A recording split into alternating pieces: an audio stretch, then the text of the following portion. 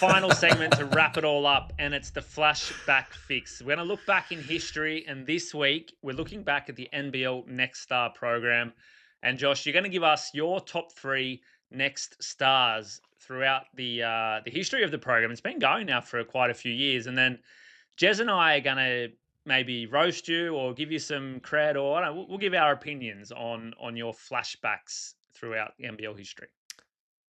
Yeah, I'm looking forward to this, mate. And I watch a lot of Sunday Footy show in the AFL as well, and they do this thing called Deep Dive by Matthew Lloyd, and he just looks back to a certain round in a certain year, or a certain round's number and the best moments from that in the AFL history. And I thought, let's bring something of similar ilk to the NBL, and we can get some serious history involved. And obviously, I can teach you a little bit of history. We can all learn a bit of history. Obviously, exciting times. Obviously, looking back at the past as well. So, Flashback Fix is going to be the first installment today. And like you mentioned, it's the top 3 Next Stars in my opinion. Now, I'm going to go from 3 to 1, and they're all for different reasons. So I'm going to start off with number 3. I have Alexander Sarr. So Sarr was obviously picked 2 a couple of years ago in the NBA draft, and he was the highest official pick as of right now in the NBA draft for an NBL Next Star. And he was also the first player to go up there and be announced as Alex Sarr from the Perth Wildcats and the NBL and all that sort of stuff as well. It was a massive moment for the NBL,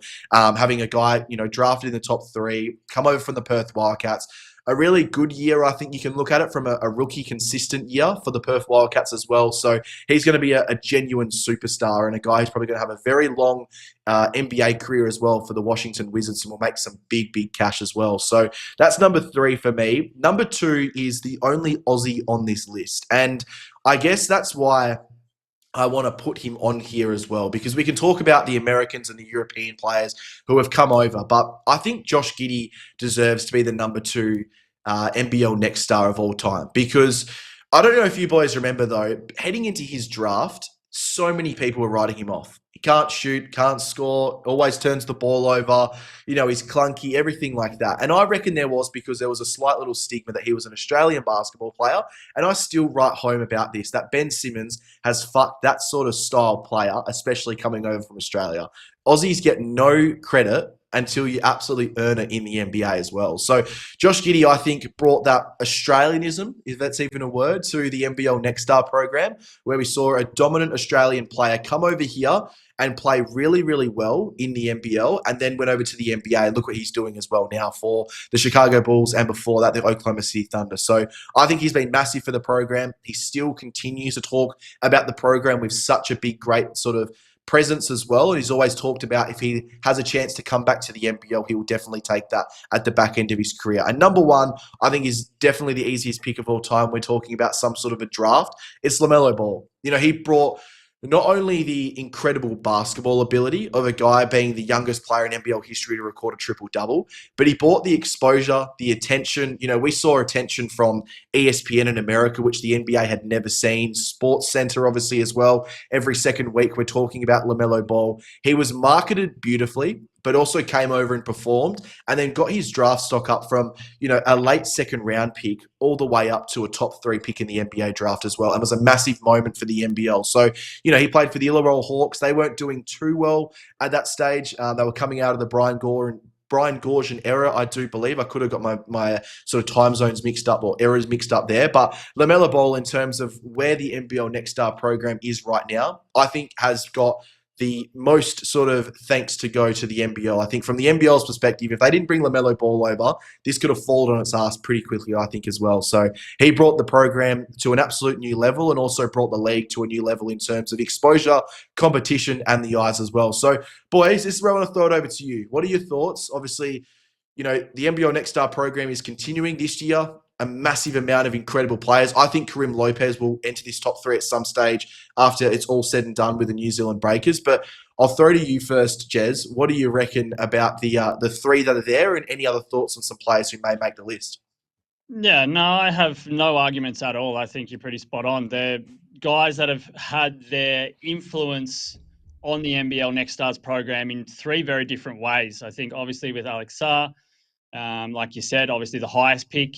Josh Giddey, the Australian, that's also having a pretty, a decent career at the moment, and bringing a lot of publicity to the NBL and Australian basketball with what he's doing. And then, LaMelo Ball was obviously the game changer. So I don't think you can absolutely not argue with the list. And I'm just excited to see where, if we talk about this at the start of next season, where we sort of put Karim Lopez. And because I just think he's going to be a phenomenon. We just rate him so much. And it's going to be interesting to see how he goes in the draft, if we can see him push for that number 2, even maybe number 1, if he has a massive season in the NBL, like anything is possible. And then to see what he does in his career, because you feel like he's definitely got the goods to be an absolute superstar in the NBL and then even the NBA. So if he can do what he's doing at 17 in the NBL, imagine what he's going to do when he's 22, 23 years old with some good NBA experience. So yeah, I'm just excited. It's a great list, and it's definitely the program is just phenomenal for basketball in Australia and the NBL. Yeah. Now I'm thinking, how do I pull apart this? Give a bit of a different How do you be an opinion. arsehole? How do you be a negative Nelly? Go for it. Just keep running with the theme. No, Do but it. I think no one's been negative at all. You're the one hacking shit on me. I think the program is fantastic, and I could almost argue.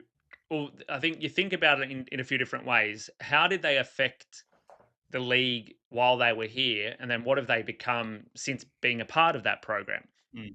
Because you could argue that, like right now, like is Josh Giddey the most valuable of those 3 guys, given his spot in Chicago and how he played in Oklahoma, and then was obviously traded, but has continued to develop and is a fantastic player for the Bulls and also for the Australian team.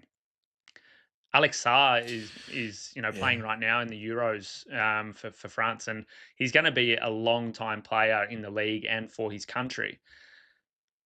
Ball, a fantastic player, has been hampered by injuries and he's stuck in that Charlotte team that's just going nowhere. But then you look back and there's been so many names, and I think it's an interesting take. You could almost look at and go, okay, well, who were the players or the people that were in this program that promised so much, but then just disappeared or fell flat or couldn't break because of an injury or because of just a bad situation.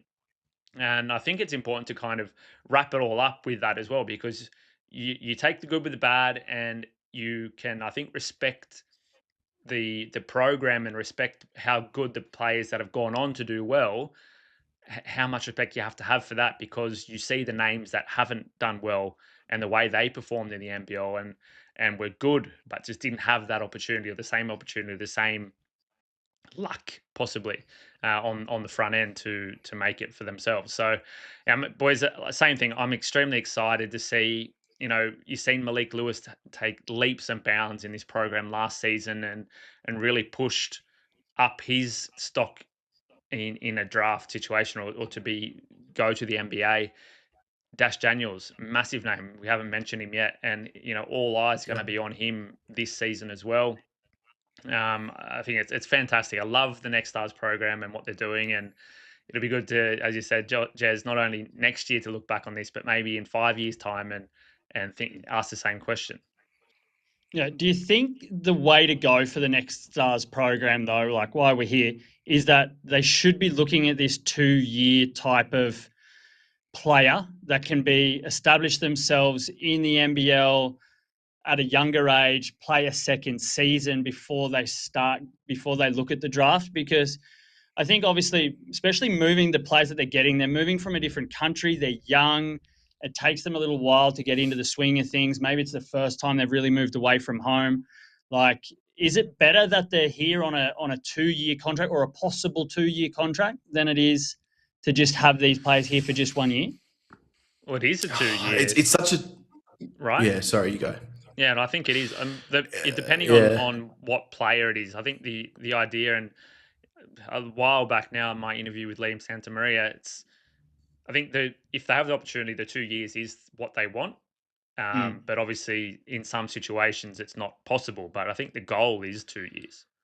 Yeah. Yeah, I think that's sort of how the contract is set out. Like the intention is for them to sign for a 2 year, but obviously some will just sign for one and then potentially, go elsewhere, like we've seen with Anitana Almansa, for example, who's now in Real Madrid. But I think it is quite hard though for the NBL to lock these guys in for 2 years because it's so hard because a lot of guys are using the NBL. We have so many DPs right now in the NBL who could come over as NBL Next Stars, no questions asked. Jackson Ball is the New Zealand prodigy coming through. He's signed as a DP for the Illawarra Hawks. He could have very much been a Next Star for this season and next season before the NBA draft.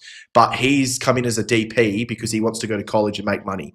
And that's sort of where it's being so hard to contest with college right now because, if you sign as this full rostered player, there is implications on your college career when you are looking to sign those big deals, which we've seen with Ben Henschel, for example, who made too much money but also was, not good enough with his grades as well. So probably not the best example. But, even Roman Salipa, who was at the Tasmania Jack Jumpers, had a lot of problems getting over to college purely based on the professional contract and how much money he did make, even though he didn't even play a game. So, it's such an interesting one. I think obviously the NBL has adjusted its sort of target audience from American players like LaMelo Ball and RJ Hampton, for example, to all of the European guys coming over. Itana Almansa, Alexander Sarr, Karim Lopez, Ujmi Endang, Ryan Rupert, all those sort of guys who have come over from the Euro Ball have really done well and then have either gone to the NBA or stayed an extra year and then made themselves a name in Europe as well. So, yeah, it's so interesting to see how the league goes. I don't necessarily think